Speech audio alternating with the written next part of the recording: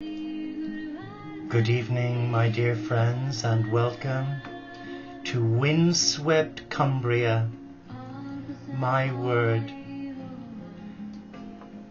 We are blowing a gale outside, and all we can do is trust that you can hear me and that our transmission will go according to God's plan.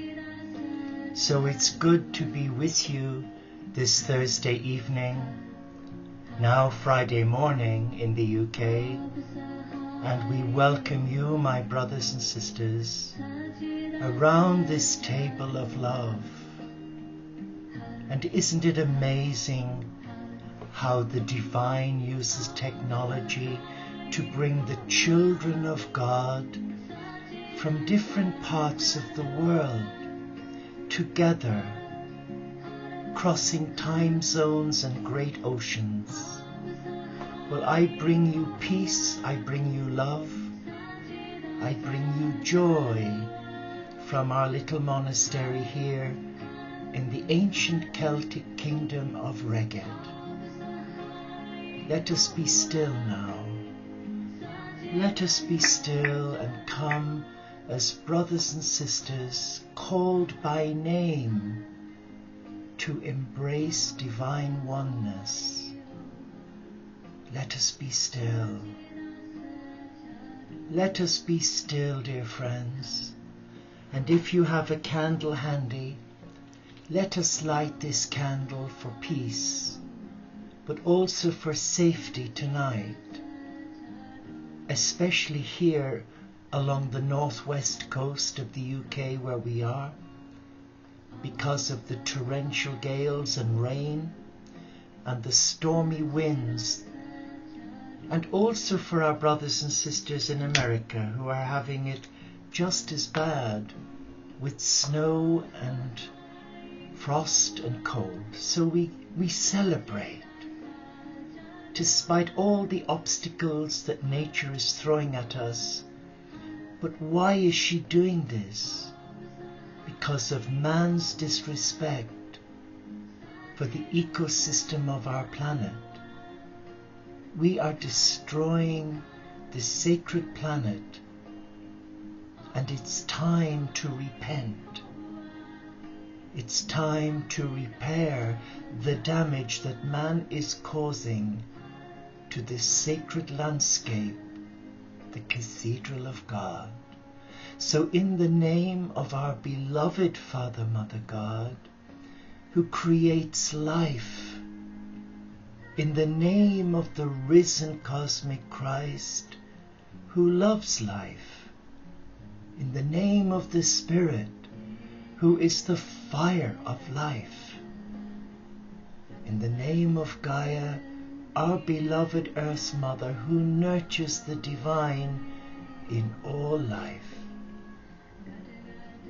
in the name of all faith traditions and none, for they are the children of God,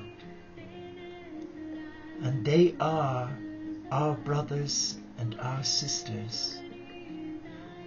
And in the name of spiritual diversity, on behalf of all my brothers and sisters of the Teo community of interfaith Franciscans around the world, I, Brother Sean, welcome you to this simple table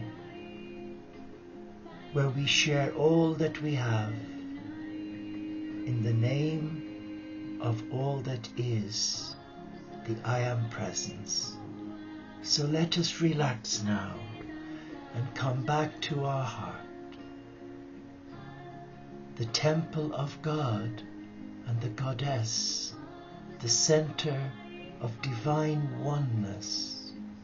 Be still and listen to the voice of the Beloved speaking to you in silence, the sister of the divine, the language of love.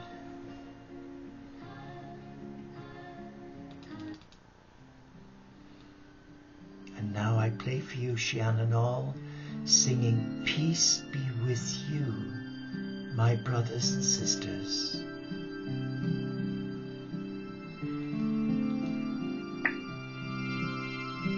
Peace be with you, oh my dear one. Peace be with you, precious child. Peace be with you, oh my dear one. Peace be with you, precious child. Angels hover all about you. They protect you night and day. Angels hover all about you. They will guide you on your way. God is with you, oh my dear one. God is with you, precious child. God is with you, oh my dear one. God is with you, precious child.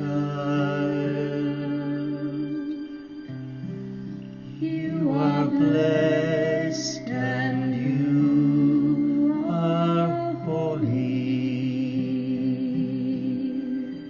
Blessed gifts God gave to me. You are blessed and you are holy. Your reigning through I can see. Peace be with you, oh my dear one. Peace be with you, precious child. Peace be with you, oh my dear one. Peace be with you, precious child.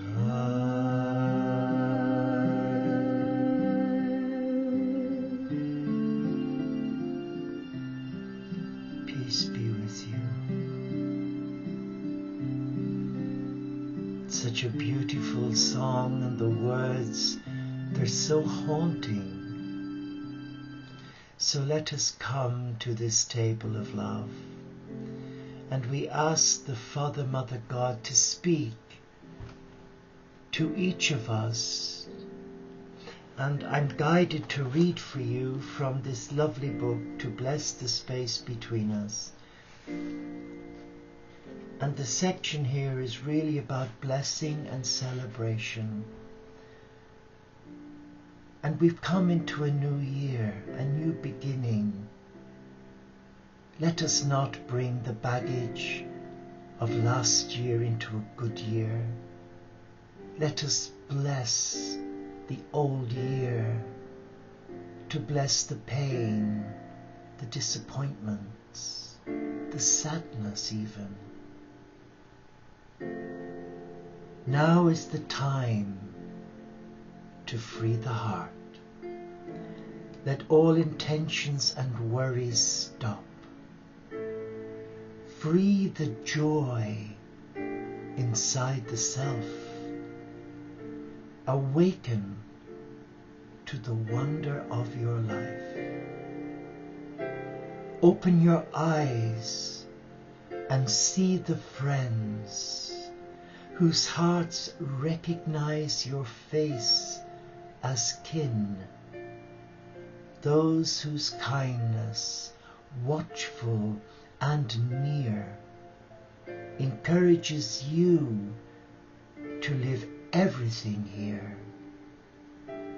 See the gifts the years have given, things your effort could never earn, the health to enjoy who you want to be, and the mind to mirror mystery.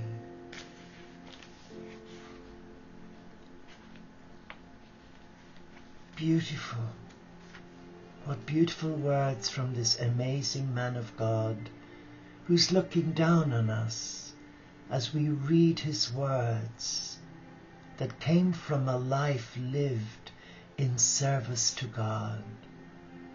Latterly, before he died, on the west coast of Ireland in Connemara, where he lived more or less like a hermit, he went back to his Celtic roots and gave his life to writing extensively on Celtic spirituality, which resonates with my heart as a Franciscan who embraces all faiths. But he says, there is no distance in spiritual space. This is what blessing does. It converts distance into spiritual space. Yeah. When we look back on our lives, things become clear in a way they never were while they were happening. We see again a situation where someone was being badly treated or bullied, but we remained silent. Perhaps there was a time when something unworthy was beginning, and a simple action from us would have prevented the damage. But we did nothing. At another time, perhaps, we were part of something that was developing negatively, perhaps in a relationship or at work, and we never had the courage to say how we felt. We simply went along with it. In this way, we damage our integrity and our dignity.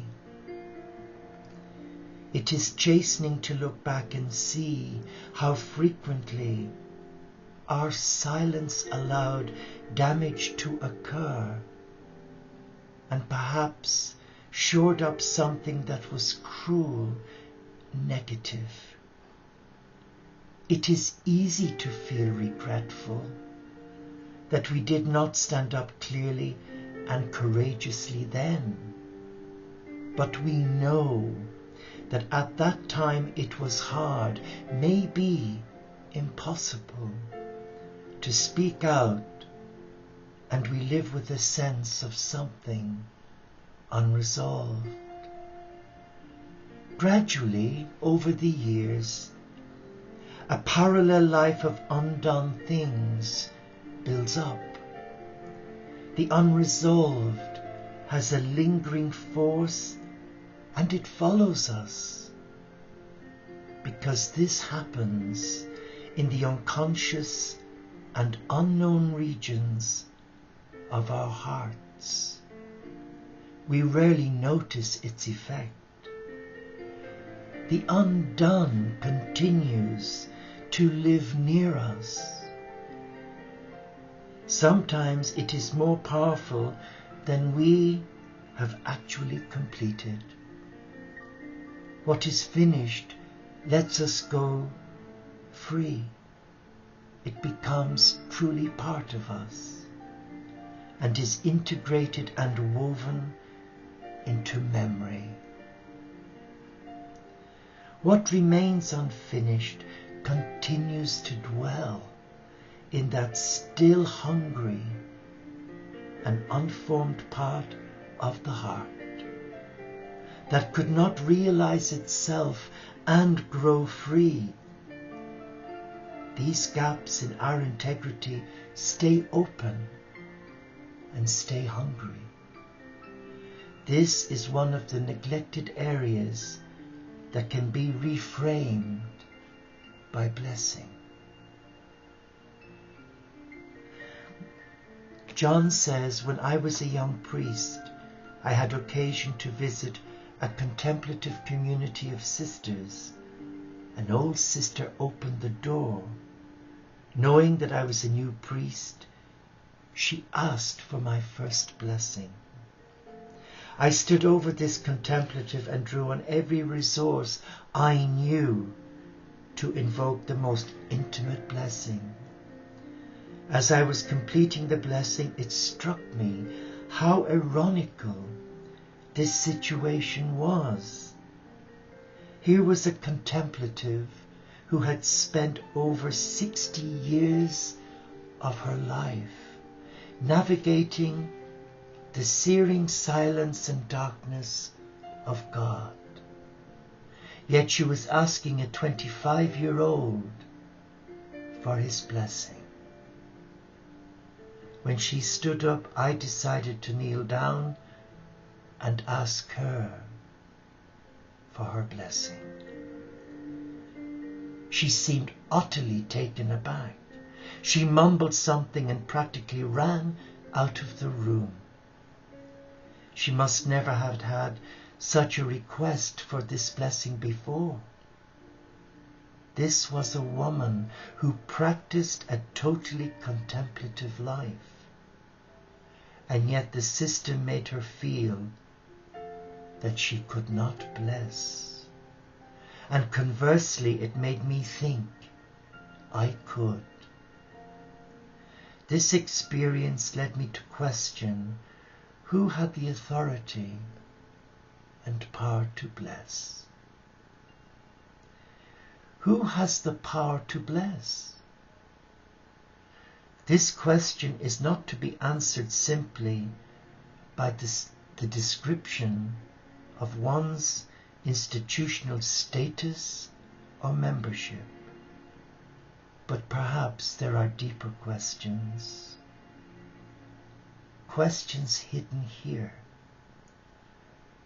What do you bless with? Or where do you bless from?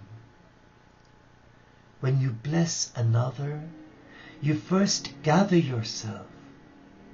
You reach below your surface mind and personality, down to the deeper source within you, namely the soul, the gateway to your God. Blessing is from soul to soul, and the key to who you are is your soul. What beautiful words! What are they saying to your heart?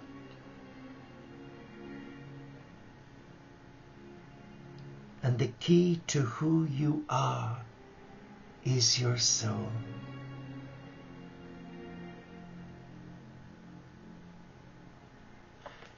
You'll have heard me share it many, many times. Your heart is your teacher. Your heart is the gateway to your soul, and your soul is the gateway to your God. And those words are true. And yet, how many of you are willing to sit now in the silence of this precious moment, that when I click my finger, it's history, it's gone? Do we deny the heart, the sentiment of the preciousness of this moment in God's presence? Or do you just join in for the sake of some fun, curiosity? Or are you genuinely a pilgrim in search of truth? We are all pilgrims. Our journey has no beginning or end. Even when we die, the body dies, but the soul evolves and travels into the mystery of divine oneness. But our mind won't let us comprehend it because it is too great. We are finite beings. God is infinite. When was the last time you sat in stillness and allowed your heart breathe the breath of God? But it's so easy today, isn't it, to click on the link for the live stream channel and listen to some old demented, ranting, raving monk like me, or put on a CD and listen to someone else spew out their theories. Wouldn't it be better for you to sit with your God? But many are afraid, because like the old nun who'd given 60 years of her life in service to God,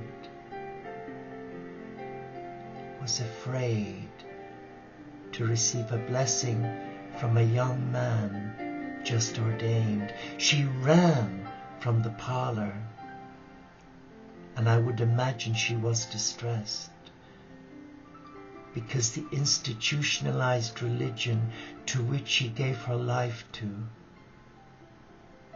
ingrained within her, she was not worthy. Is that how you see yourself? That you're not worthy? I did for many, many years. And now I don't, thanks to the teachings of the Nazarene and the Therapeutae Essenes, who schooled Jesus and Mary Magdalena and St. John in the school of love. That we were created by God, in God's image and likeness, and all that he saw, he found it to be good. Does that not say something to you? But hey, I've worries, I've fears. It's easy for you, Brother Sean. You've no worries or fears. Ah, but little do you know. Come, let us be still now. Let us be still in the presence of love. Let us bow our head, and let us now invite, invoke, and call upon our Father, Mother God to allow their Son, the Cosmic Christ, in the presence of the Goddess energies of the Supreme,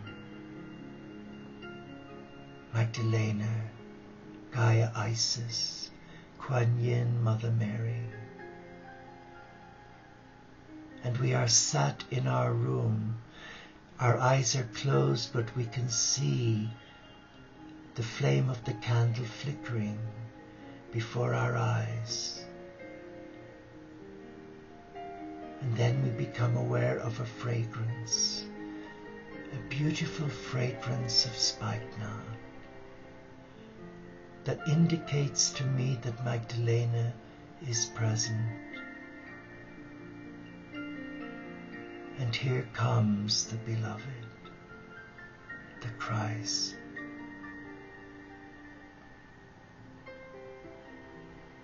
And he comes and he asks you this: will you allow me to bless you? Will you allow me place the hands of my God on your crown chakra and on your heart, will you allow me release our love into your being? We wait for your answer. And in the silence, you become aware of a beautiful presence. It is a presence of love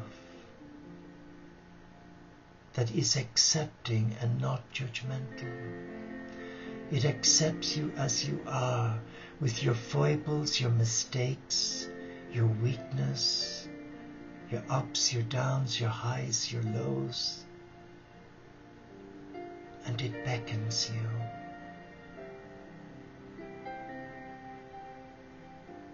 And you say, yes, here I am, Lord. I come to be blessed by you. For I need your blessing.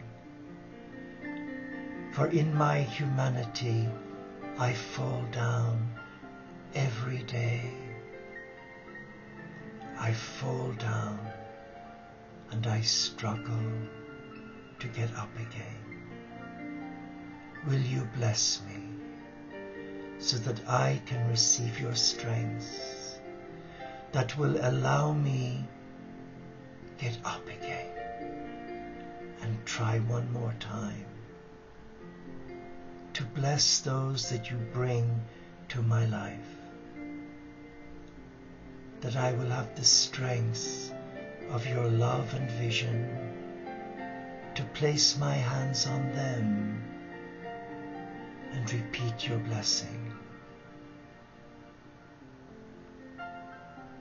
And he whispers, yes, for whatever you do in my name, I do for you. And whatever you do for another, you do it to me. So let us bless our pains, our hurts, and not see them as failures, but as our hero. They are the challenges that will make our dreams come true. Do you believe that? I do.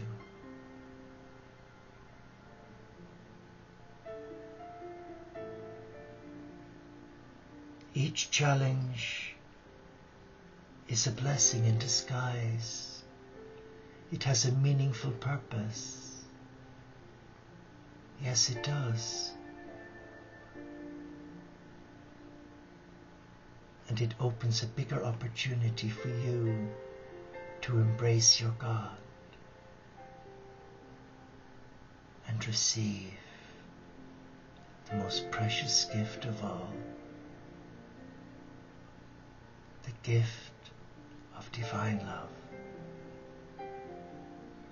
Relax now. And remember, the more we bless ourselves, the more we give praise to God for what we already have, good, bad, pain, sadness, joy, ecstasy, disappointment, good news. We must bless every eventuality and not just the good things, because we are guided to learn from the mistakes made, and by blessing them we have learned our mistakes, from our mistakes, and we go on to do even greater things with the help of God, for the children of God. We are not here to just be hedonists. We're here to share, to break bread and share what we have. And in that sharing, we give a blessing.